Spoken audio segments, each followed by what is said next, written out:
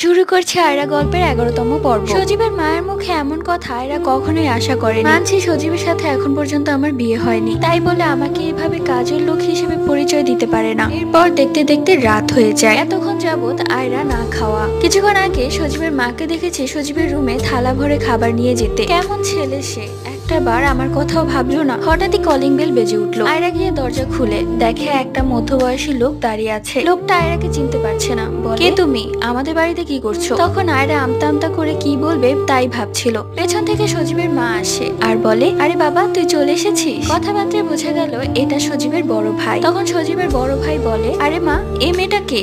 এর আগে তো কখনো এই বাড়িতে দেখিনি। তখন সজীবের মা বলে, তোর ভাই আহাম্মকটা কোনো কাজ তো করেই না, উল্টো আরেকটা মেয়েকে ভাগিয়ে নিয়ে এসেছে। এমনিতে দেনায় ডুবে আছি, তার মধ্যে এটাকে আবার খাওয়াতে হবে। সজীবের ভাই বলে, কি বলছো? ওকে এক্ষুনি ওর বাড়িতে পাঠিয়ে দাও। তুমি জানো মা, পুলিশ কেস হলে আমরা সবাই ফেসে যাব। এই কথা বলতে বলতে সজীবের বড় ভাই একবার আর চোখে আয়রাকে উপর থেকে নিচ পর্যন্ত দেখে নিল। পর সবাই খাওয়া দাওয়া করলো। খাবার শেষে সবাই সবার রুমে চলে গেল। আয়রাকে কেউ একবার খাবার দিল না। অন্যদিকে আয়রা ক্ষুধায় মরে যাচ্ছে। সব রুমে লাইট অফ। আয়রা রান্নাঘরের মেঝেতে শুয়ে আছে, কোনো বালিশ নেই। মাথায় প্রচন্ড ব্যথা করছে, শরীরটাও প্রচন্ড ব্যথা করছে, কেননা সে এর আগে কখনো এতক্ষণ মেঝেতে বসে থাকেনি। আয়রা মনে মনে ভাবতে লাগলো, আজকে আমার মায়ের কথা খুব মনে পড়ছে। মায়ের শেষ কথাটুকু বলেছিল, কাল আমি তোর পছন্দের বিরিয়ানি রান্না করব। ইস আমার কি কপাল, বিরিয়ানি তো দূরের কথা, আমার কপালে একটু পানিও জুটছে না। এই বলে আয়রা কাঁদতে লাগলো। না, এই বাড়িতে আর থাকা যাবে না। আমি যেমনটা ভেবেছিলাম এই বাড়ির লোক তেমনটা না। আর আমি যাকে আগলে ধরে বাঁচবো